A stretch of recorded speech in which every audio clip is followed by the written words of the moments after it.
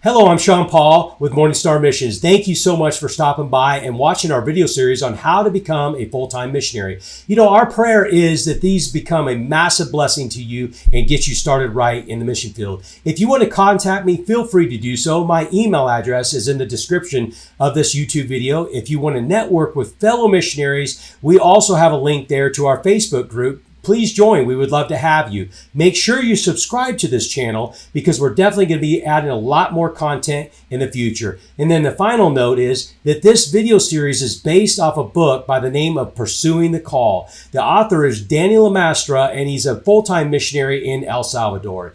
Thank you so much for watching.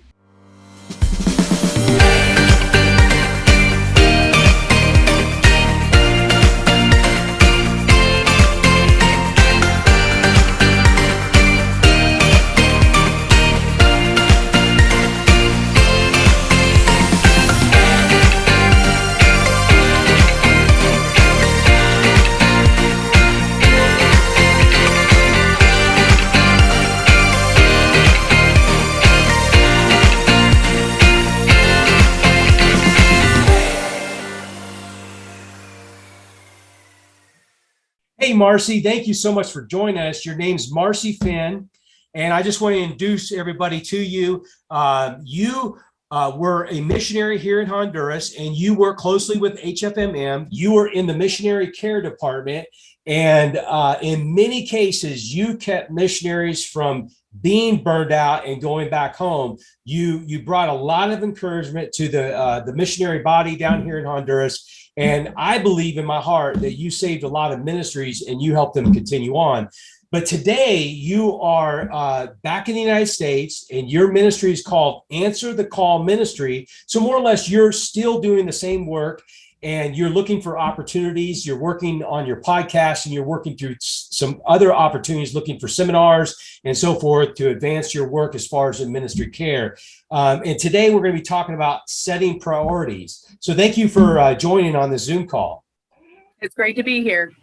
And, this outline actually came from you. I know a lot of the outline was developed off of Pursuing the Call book, but I wanted more content, and you blessed me with this wonderful outline. And this is one thing that you have taught a lot of missionaries. And, you know, it's like missionaries have this propensity to get to the mission field. They feel like they have to perform. They feel like they have to, get so many salvations. They have to report back to home. And then all of a sudden, guess what? Family gets neglected. Marriage gets neglected.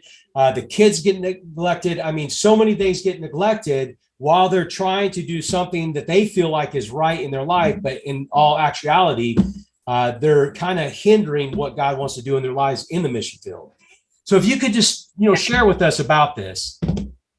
Sure. I think setting priorities is really important. And we have it as part of our missionary orientation. What I wish I would have known, if somebody had said this is okay, or it's okay to do it this way, sometimes missionaries need permission. Of course, because of that, works or trying to get accomplishments or get so much done. It's great. Setting priorities is great for establishing boundaries, for avoiding burnout. So there's many different areas that it's for. And I think a lot of times we know what they are.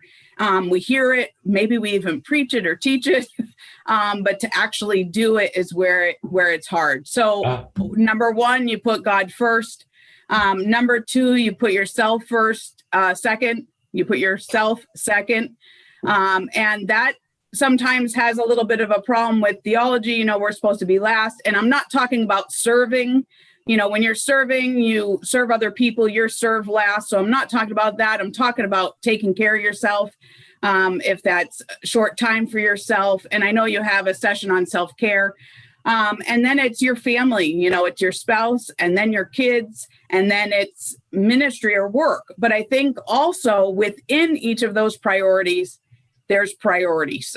Yeah. So even when you get to the work ministry component, God should be first. When you get to the spouse component, God should be first. Family, God should be first. So there's more, it's how are we setting it up? I think the difficulty is we're going to spend most of our time in the work ministry slot. So, how do we make sure that God is first? I'm taking care of myself. I got my relationship with my spouse, my relationship with my kids. And then I'm doing this thing called work and ministry, which does really take up the whole time. How do I put God first in that? How do I organize even my time within that ministry to have my priorities right? So it can tend to be a big thing that I think people need to think through. Yes. And, we did cover the one on spiritual health, and Danny and I talked about that.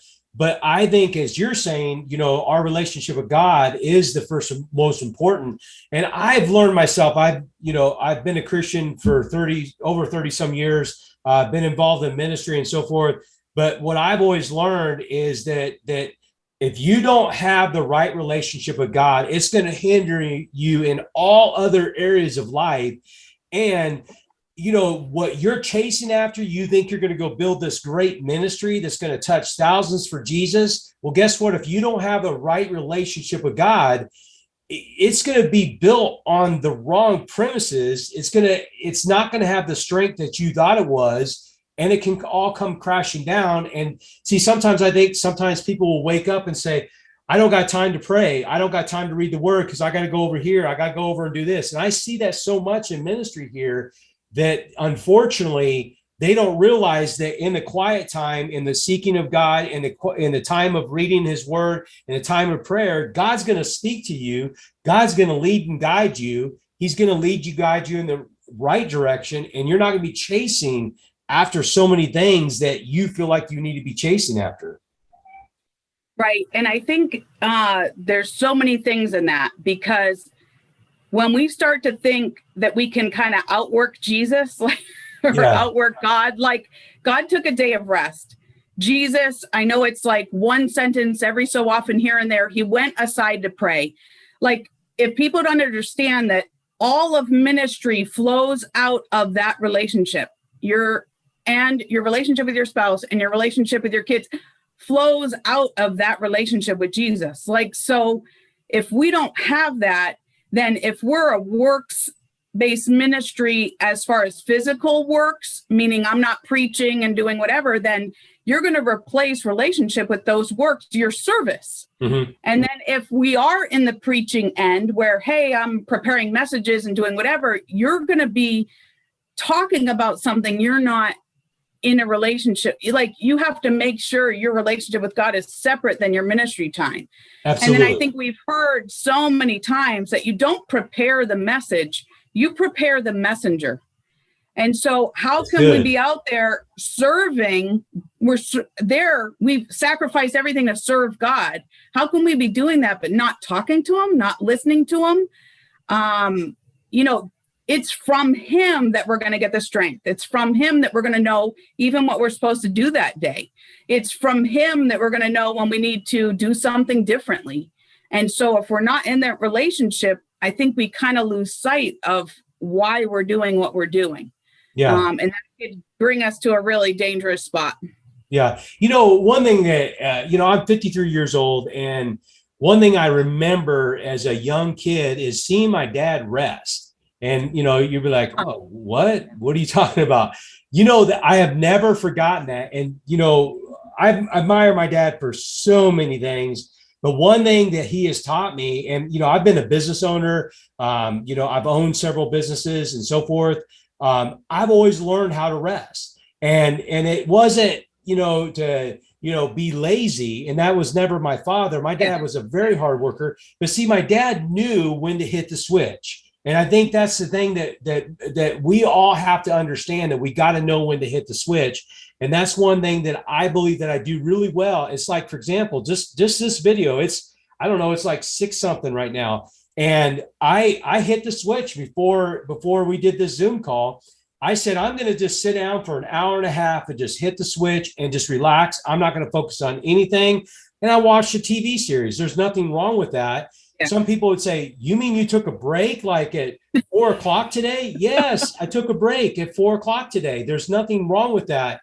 To me, I think that we should be very careful and realizing that sometimes you can work so much that basically you're just developing yourself into a burnout, and then you're not going to be effective. So I've just always been really good at just knowing, hey, I need that 10 minutes. I need that 15 minutes, you know. So I just myself just know when I need to hit the switch, and either I'm going to rest myself by reading a book or watching TV or spend some time with my wife. I don't have any kids here, but I think I do real well in that. And I want to encourage missionaries that it's not always about chasing ministry.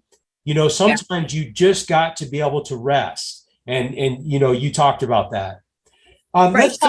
Go ahead. The priority of God is resting in God. That's one aspect. Then the self-care of resting just to take time for yourself, and resting and enjoying your spouse and your family or others, friends, other missionaries, people in the community.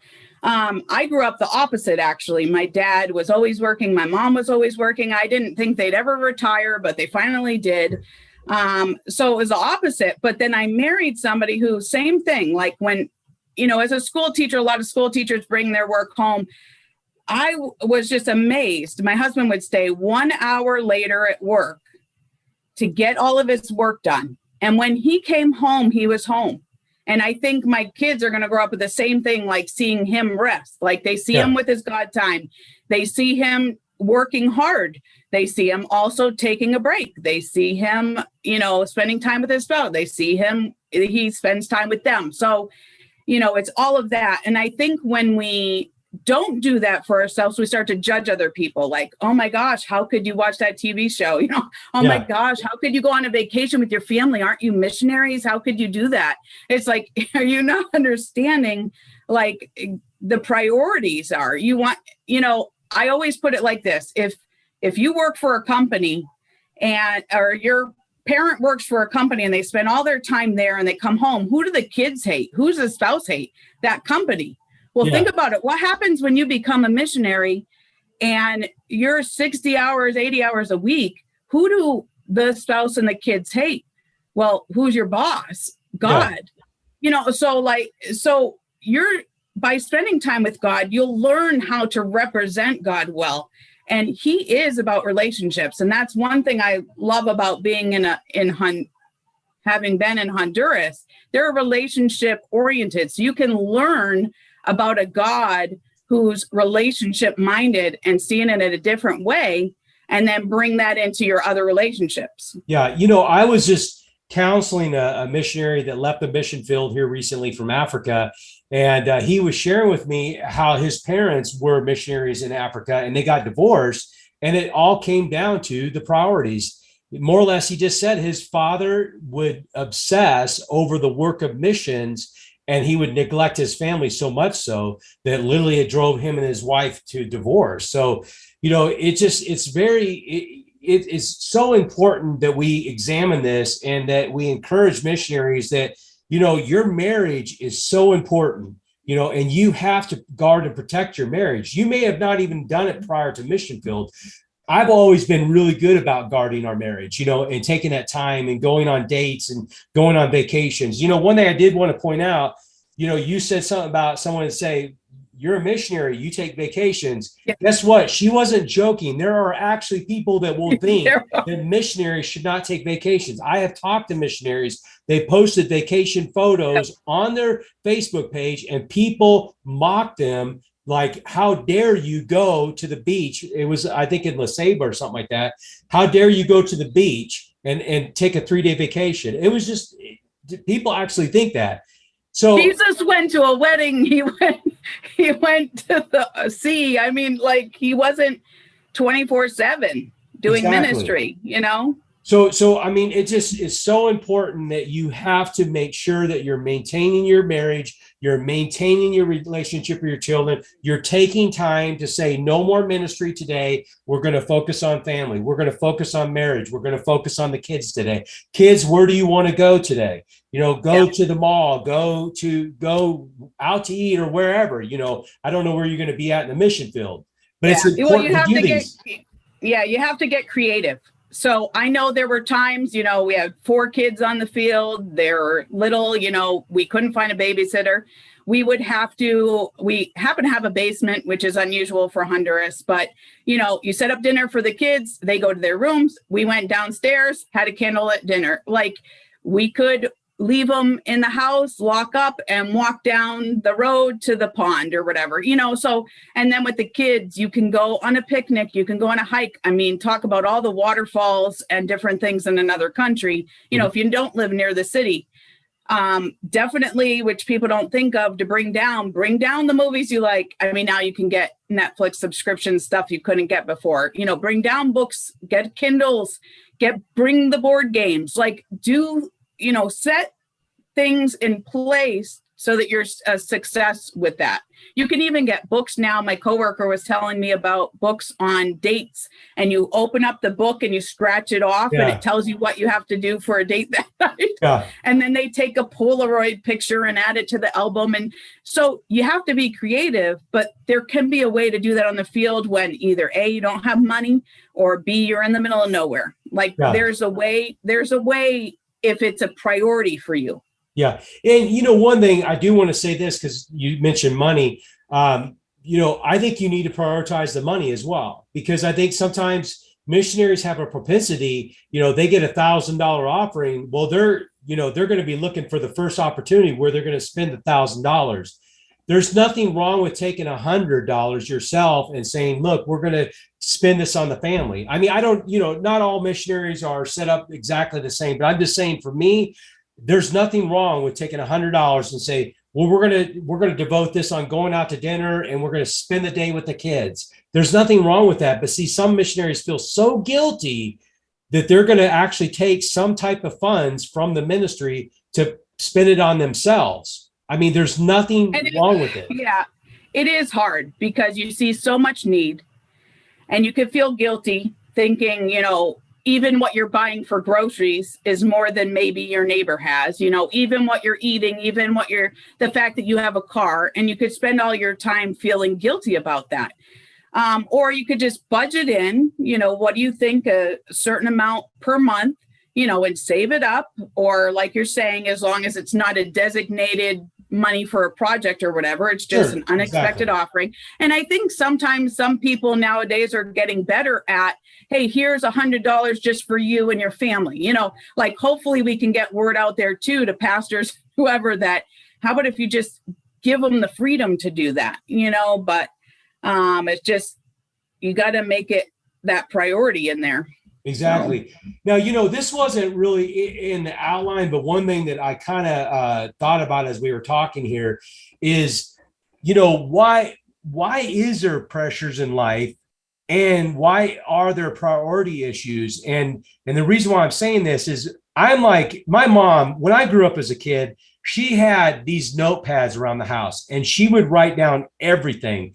She would schedule everything, and it just rubbed off on me. And I am just like Mr. Organization. And I believe in my heart that a lot of pressures come in life because people are, one, not setting priorities properly, and then two, they're not organized. They're not organizing their ministry. They're not organizing their personal lives. They're not organized at all. And everything is about hit shooting. I knew that I probably had a tendency to be a workaholic because of the upbringing that I had. But there was a point in ministry where I felt like I wasn't doing anything, because sometimes the errand day takes so long, and you're like, man, I feel like I should be doing more ministry because, Tuesday I have to go to the bank, and I have to go to the grocery store, and it takes so long. And I just feel like everything takes so much more time. And I'm kind of like you. So I created a chart, and I charted out my hours of my day, and I put in, I had things that I wanted to do that weren't getting done. And so this is a little bit of priorities within your ministry. Set up what you want to do per the week. I actually read a pastoral blog or website that said, for pastors, after you come for the weekend, usually they take that Monday off. But really, you should dive right into the beginning of the week with your hardest things, like preparing message and doing all that, and then trickle down through the rest of the week, scheduling lightly in when you're meeting with people or counseling people, and then take your break on Friday and Saturday. So even within that, so I started to map out, okay, I want to communicate with my supporters. I'm going to do that from 8 to 9. I'm making up the times right now, but you get it. And then I'm going to Tuesday is just going to be errand day. Like that's just what it's going to be. And then I'm going to prepare workshops, and then I'm going to contact 3 missionaries and do interviews. And I had it mapped out. And by the end of the week, I was like, oh my gosh, I am working a 40-hour or more than a 40-hour week when I'm still a wife and a mom, and I'm taking that errand day. So it was good to see that I was getting done a lot of things, but then it also showed me where maybe I need to allot more time, or I could be even more specific to get some goals done that were just kind of sliding by the wayside. If you don't have the pressure of the workshop coming up, it's harder to like make yourself prepare or research or study more things on how to help missionaries or stuff. Well, when you start to prioritize that, and even within that, putting God first, like in ministries, I don't know why ministries, when they get together, they can't even spend Monday, like do devotions together as a team, like as your staff. Pray. Are you praying together? And I think if we set aside time like that in our own lives, and then also in ministry, we would actually have more time than we think, or God would just allow more to get done because we are putting them first. Well, I think the thing that I notice in myself is when I do prioritize and I do plan, what happens is my mind is so at peace and relaxation, because when you're not planning, when you're not prioritizing, your mind is constantly racing, wondering what you're not getting done. And so when you actually take that 10 minutes, that 5 minutes each day to just kind of go over your schedule, maybe you have to move some things around. What happens is you go throughout your whole entire day with just total peace and comfort, because you're getting things done. So I just think it's so important that missionaries, because I have a friend in the United States, he has actually a missionary in Peru now, and he was a very successful businessman, and I was blown away. He just said, no, I don't have a planner. And he was good at that. He was good at conducting his life without a planner. But I think for the most part, that's a very rare trait that somebody can actually do that. So I definitely want to ask yourself at the end of the week, did I accomplish what I wanted to accomplish? Not in a works mindset, but just in God called me to do this. How am I stewarding or managing his time well with accomplishing that, and just being able to see that? And if not, then how do I do that? How do I rearrange my schedule? Right. If it's in his mind and he can keep track and he's hitting everything he needs to do, great. Because I do know other people who don't like charts as much as I do, and they don't like schedules as much as I do. But flexibility, right? Because you always know something can come up. Yeah. But you're right. It brings that peace of mind that you're not worrying about it because you've set a slot for it. Yeah. Don't worry. We know you need to communicate. We know you need to do your newsletter. Don't worry. It's on Thursday at 4:00. Exactly. And it gives you peace of mind. Yeah. I was going to say something. I just kind of lost my train of thought. I can't remember. I apologize. It was something about, okay. So we're, the culture I'm in. You were here, you lived here. Setting priorities. When you're setting the priorities and you're setting your plans and schedules and stuff like that, you got to fit it to the culture as well. And because you're going to be so frustrated, because I've met so many missionaries that says, when I get to Honduras or when I get there, I'm going to do this and I'm going to do that. And it's like 6 months, on the field, it's like, they're still on phase 1 when they thought they were going to be in phase 5. And see, that's just, you can't beat yourself up, because even though you may have the American mindset, you've got to work with locals for your ministry, with your ministry, that literally sometimes you're going to have to go at their pace. So, maybe you can share a little bit about that. Yeah, pace is another thing.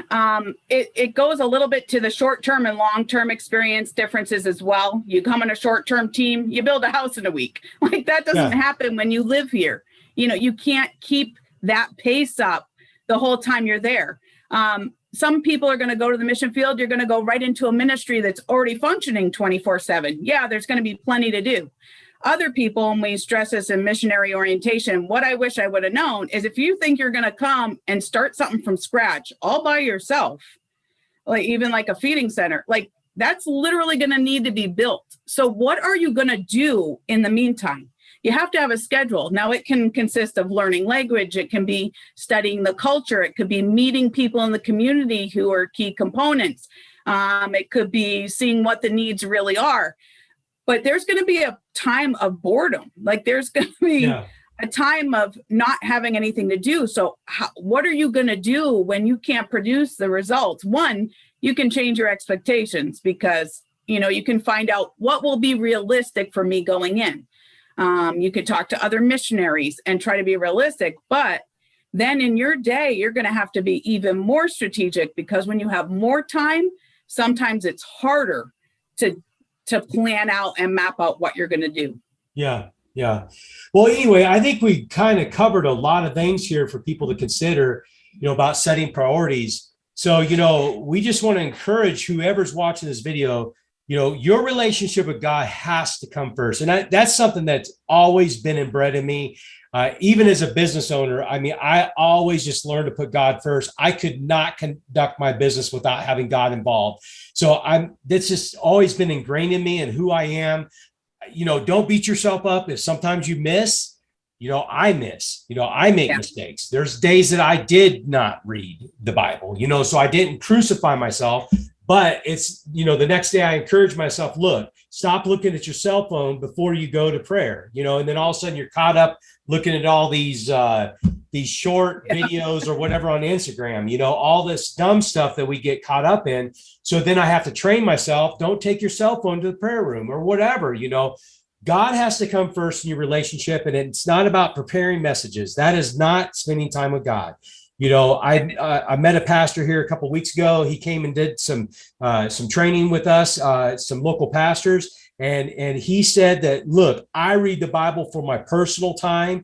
And out of that, God gives me messages for my people. I do not use my study time for messages as my personal time. It's just very important. So God's got to come first, and then you got to protect yourself, like you said, and then you have to protect your family. You have to protect your family. How would you want to come to the mission field? You destroy your family. Oh, but you save thousands. Doesn't make sense. So you send your family to hell. I'm not saying you're gonna, but I'm just saying you send your family to hell, but you go and save thousands. That does not make sense. Your family needs to come first. You got to ensure that your family gets into, in heaven. And you got to minister to them just as much as you want to minister to people in the mission field. And also, too, if your supporters don't understand that, you've got the wrong supporters and they got shallow thinking. I'm going to say that. If my supporters won't let me to spend time with my wife because they're so concerned about numbers, or if they won't let me spend the proper time with God, or they won't let me spend the proper time to take that 3 or 4 day vacation to get a break, then I've got the wrong supporters. And then I need to go out and work on getting some other ones. I'll just say that as bold as that. So, and I don't think that there's very many supporters that think that way. So anyway, what do you have to say to close out? Just make sure to keep them in order. And like you're saying, when they get out of order, just wake up a new day and start again. Find resources, ask for help. If supporters don't understand you, find other like-minded missionaries who can encourage you to do that. Have somebody help you set the priorities. How do I do that? What does it look like? What do you do? It's never shameful to ask questions and get help. Right. Don't think that you have to be alone, or, maybe you need to talk to somebody and pray with somebody about people that are, judging you or coming down on you, and get some advice on how to talk to them. Or maybe you need a mediator. Maybe you do have to find supporters. Hopefully your supporters are supporting you as a person because they believe in you. They believe in who you are. They believe in what you're doing, and therefore they trust how you're going to use those and steward those resources. So I just, hope that it helps you and that you're able to see fruit from that time spent with the Lord. Amen. Well, Marcy, thank you so much for coming on here. appreciate you so much and your heart for missionaries. I believe that you blessed a lot of people today in just sharing with us about setting priorities. Thank you so much. You're welcome. God bless you.